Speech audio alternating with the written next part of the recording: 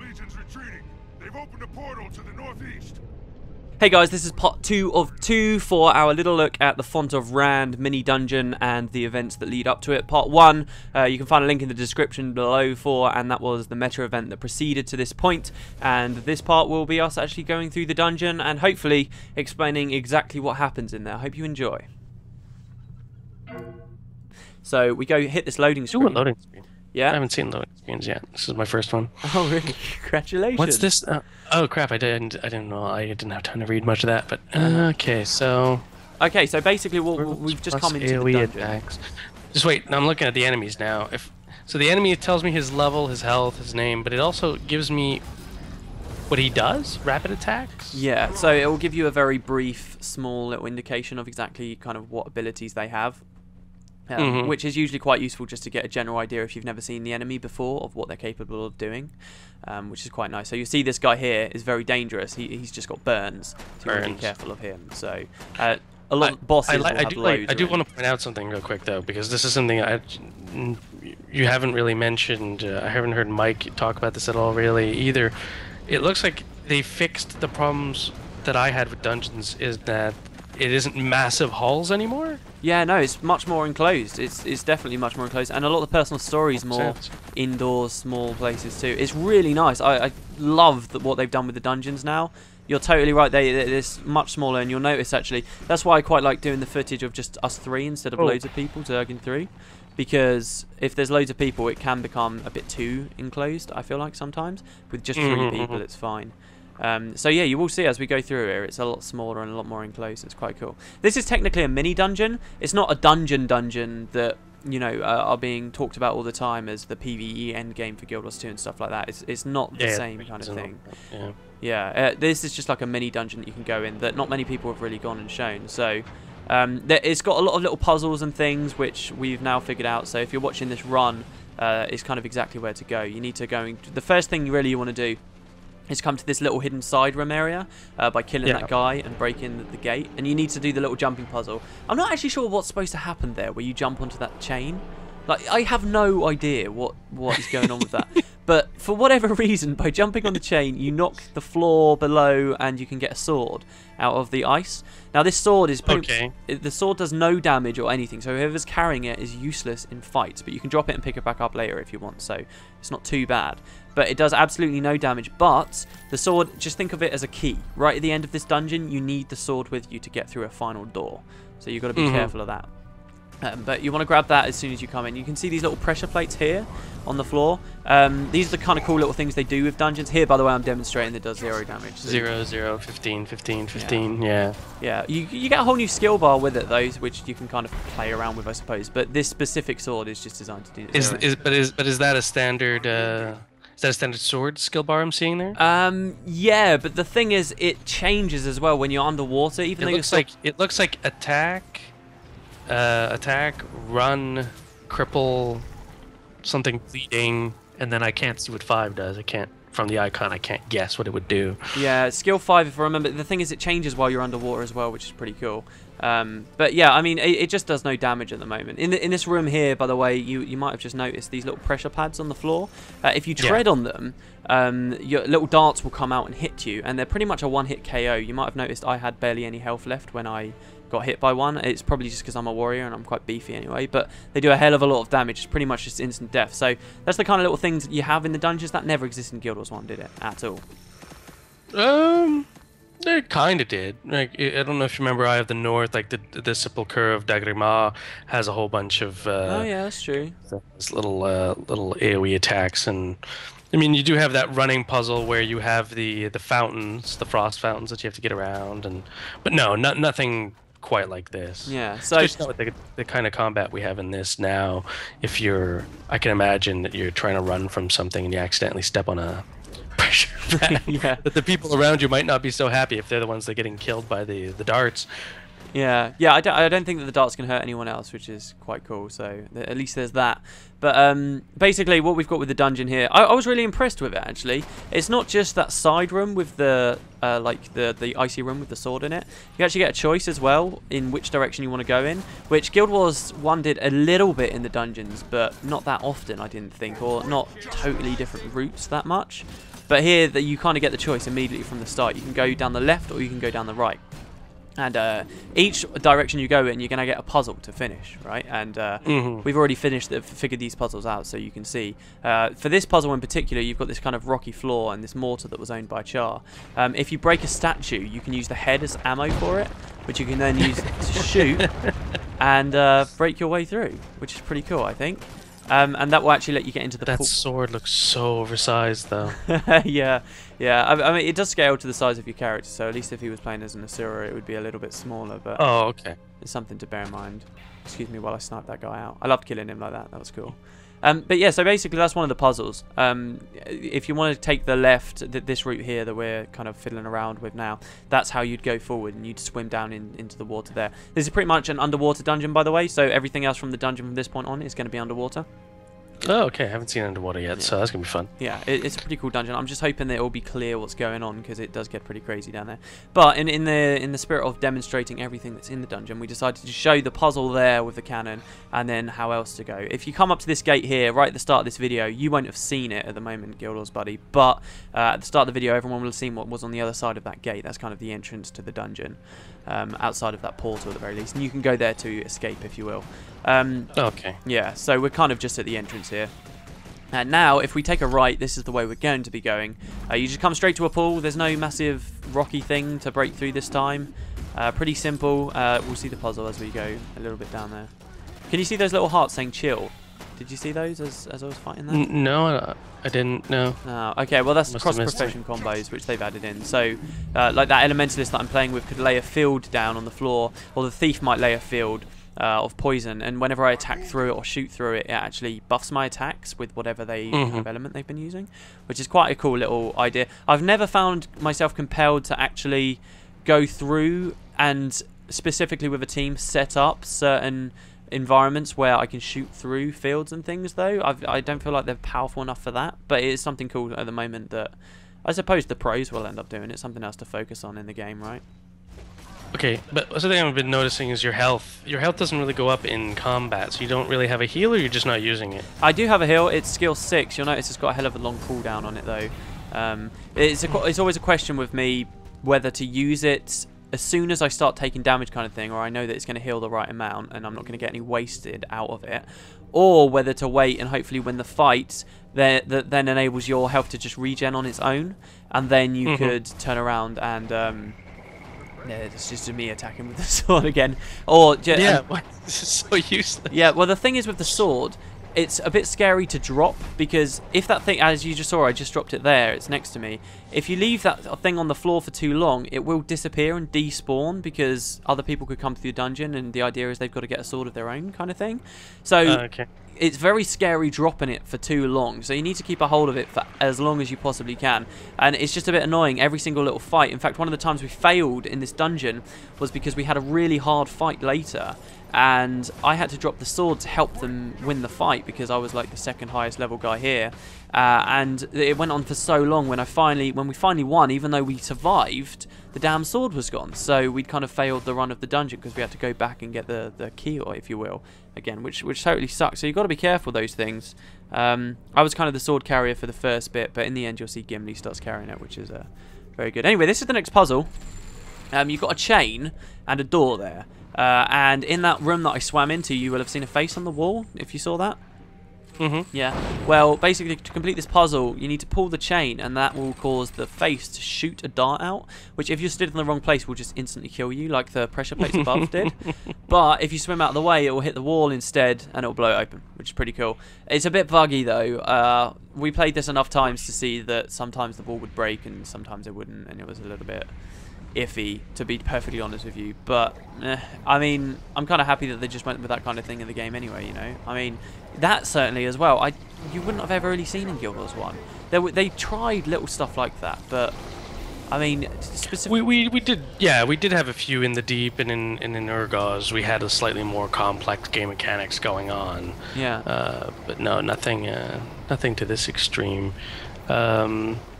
Well, you do have the Eye of the North mission when we were attacking the Char, and we have the what do you call it? The Ceratodon that pushes forward and takes out the gate. Oh yeah, that's a good point as well. Yeah, in the missions, and the catapults and in prophecies. Yeah, so you did have destructible terrain, certainly. Yeah. But I mean, I just think there's a slight difference when, especially considering we're just out in like a normal explorable area, basically, for Guild Wars 2. We haven't loaded into a special instance or anything like this. This is just kind of exploring around, like in Ascalon or whatever. And that would be something quite different to have seen in Guild Wars 1. So I thought it was quite enjoyable anyway to have at least seen it so far in the dungeon. And particularly this puzzle, this room we're in now, is crazy. I'm not even sure how I can begin to explain to you what's going on in this room. What's going on with the fire though? I'm confused about that. But the fire's a bit of the puzzle in here. This is one of the later runs that we did through this, so we actually figured out how to complete this already. But we spent about half an hour to an hour. Hold on, I just get stuck in this coffin here. Beta is beta. Basically, what are you doing? Why is there a bubble? What's going on? Okay, all right. Let me explain here. This took us ages, but I was actually quite proud we managed to figure it out on our own without like going out and looking on forums and stuff. Essentially, what you've got in this room is these little. First, you've got a gate on the far left. You can see there's another entrance to this room that I never came in before. That's if we chose to go down the other side of the dungeon when we shot the cannon. We would have ended up in the same room, so this is kind of where the paths come back together. To exit this room, though, and we'll be in here for a while, don't worry, is a gate that if you activate it, it says the gate's locked, it will not open for you, and then it's got a clue. It says something to the effect of 8 dragons breathing fire with glowing eyes, or something like that. And it kind of hints that you need to stop the dragons from breathing fire, or you need to turn the fire off somehow. So then you have to figure, right, well, how exactly are we going to do this? Well, you just saw me turn off one. In the central pillars of this room are these little frosty torches, which if you activate, as I'm about to, they put this weird aura on you. And this aura means that whenever you are hit by a projectile, it will explode with like ice around in the area, and it will also heal you. So what you need to do is get the icy aura and then release a bubble so that then you can shoot the bubble with any kind of ranged weapon you like, and then when that projectile reflects back to you off of the bubble while you have the frosty aura on you, it will explode, healing you, that allows you to stay in the fire of the dragon so you don't die because you're in the fire. And frost the dragon. And frost it and turn the fire off. And it's like we tried so many things to figure out how this worked. We were trying to like move the bubbles in front of the dragons, and oh my god, you have no idea. It gets a little bit more complicated too, in that not all of these coffins release bubbles. Some of them release enemies, so you have to figure out which ones are releasing the enemies and which ones are actually releasing bubbles. The fires will turn on after a while, so you're on a time limit at the moment. That first one I turned off will come back if I'm not quick enough. So if you release too many enemies and get caught up fighting the enemies for too long, then you're going to get screwed there as well. This one here, you can see the bubbles ages away and you're almost out of range, and you can really see them getting reflected back at me there actually, which is quite good. Yeah. So you got to figure out which bubble's best for which fires. It's crazy. As you can see in here, I'm doing this all on my own. The other two don't quite know what's going on, and they're just kind of swimming about, not helping very much. Spazzing about, not helping. Yeah. Get stuck in that one as well. Again. That, I've got a massive cut there. I was stuck in that for about 15 minutes. You got to be really careful with opening those things. Honestly, if you read the chat, I am freaking out because we'd come all this way and I got stuck in there for so long.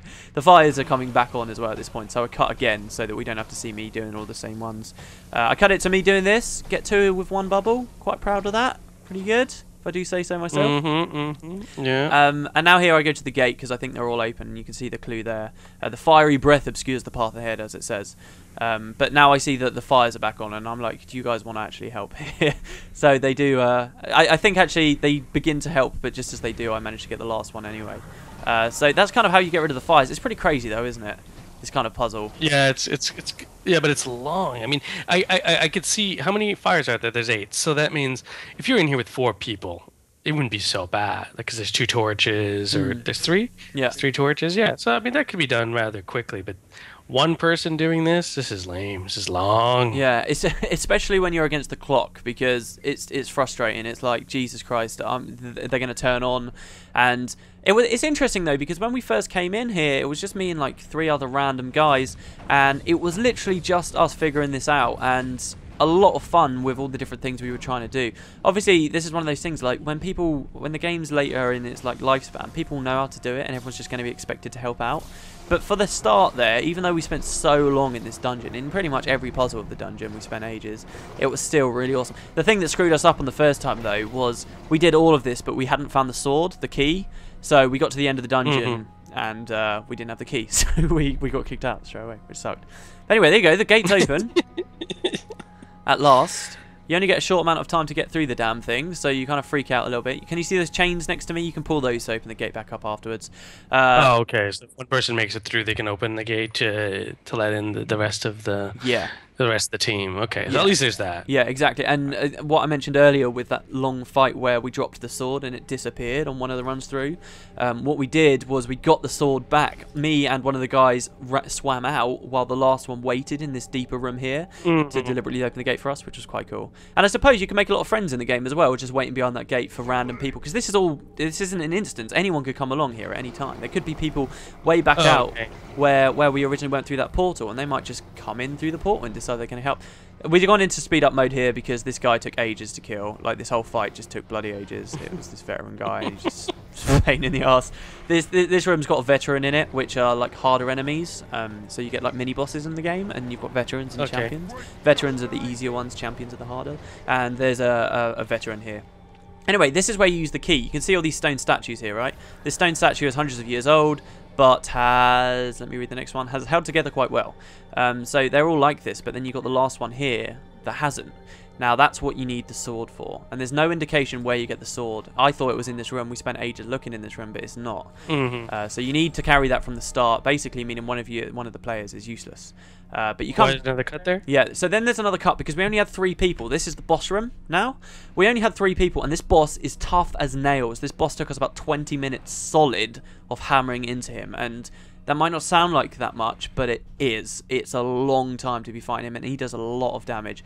Thing is, with Guild Wars 2, you get scaled down when you're quite a high level anyway. So we, even though you could have loads of really high level people, it was still very hard. And oh my god, it's ridiculous. Anyway, this is the leader that like fled through the portal in the story. There he is, Champion Rhand the Crazed.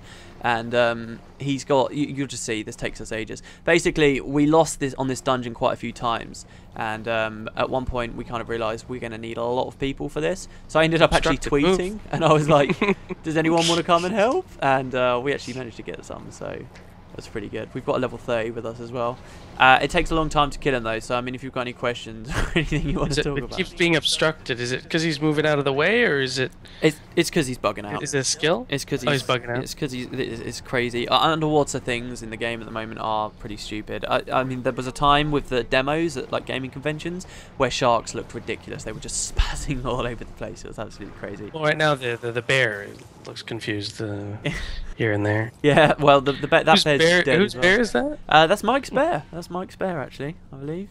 If it's swimming around. Is that Mike? No, that's not Mike. Is that Mike? I don't know. I can't tell. No, that's definitely not Mike. But anyway, yeah, the bears come and help, and they actually tanked his attacks quite nicely. The boss, you'll see, he's throwing out those big kind of like magma orbs. What's like 4 bears? What's going on? It's because we've got loads of rangers with us now, and that's just their pets. So they'll be going along and helping us out. So they're our pets, and you'll notice we've also got a shark pet swimming around here too. The guy's attacks, basically, he's got these big, giant, like flaming ember things you'll see moving around. If they hit you, they take off about 1/3 of your health, so you can't get hit by 3 of them. But you can obstruct him just as much as he'll obstruct you, which is quite nice, so you can dodge that. His other ability is, you might see, it might be a bit harder to notice, but he'll steam like an area. He'll like boil some water. That's like an AoE. And it's your job to swim out of it as best as you possibly can, because while you're in that AoE, like if you're in it for about 3 seconds, you're dead, pretty much. If you get close to him, it takes ages as well. So anyway, I cut it there, pretty big cut, as you can see. His health's really low.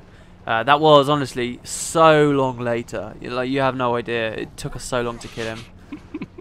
It's ridiculous. As he gets lower as well, he unlocks more abilities, which is very cool, and you'll see he gets different buffs and stuff on him, which is quite nice. And he starts saying different things as well as you get him slowly lower and lower and lower.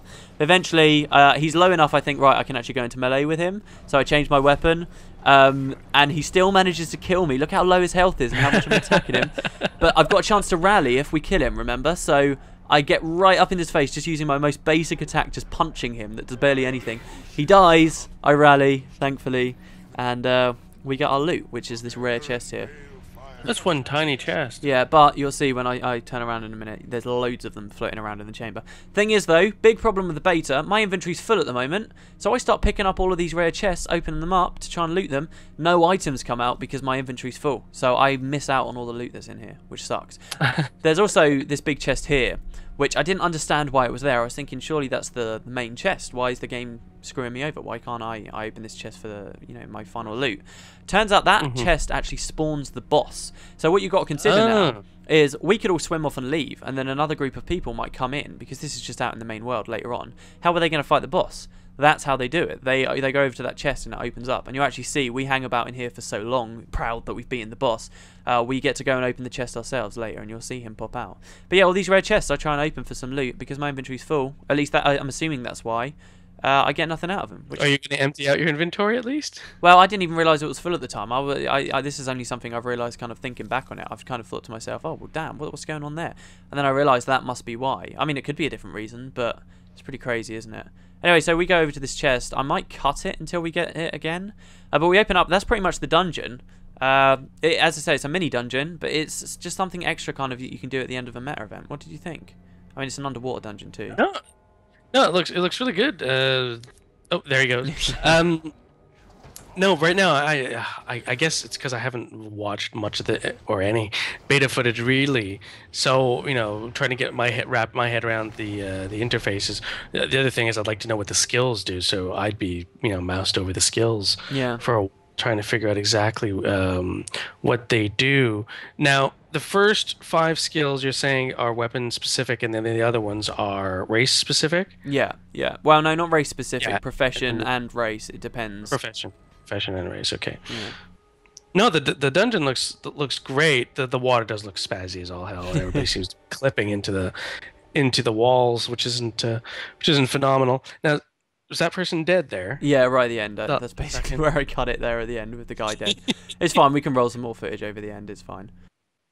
No, it's very interesting. It certainly looks very good from my perspective. The art style looks solid. It's a bit more colorful here and there, but I guess that's more personal preference on the armor. But we don't have any of the actual Hall of Monuments stuff from Guild Wars 1, do we? Not in the beta at the moment, no. No, okay. So that'll be interesting to see also visually what that set of armor is going to look like when it's going to be on us.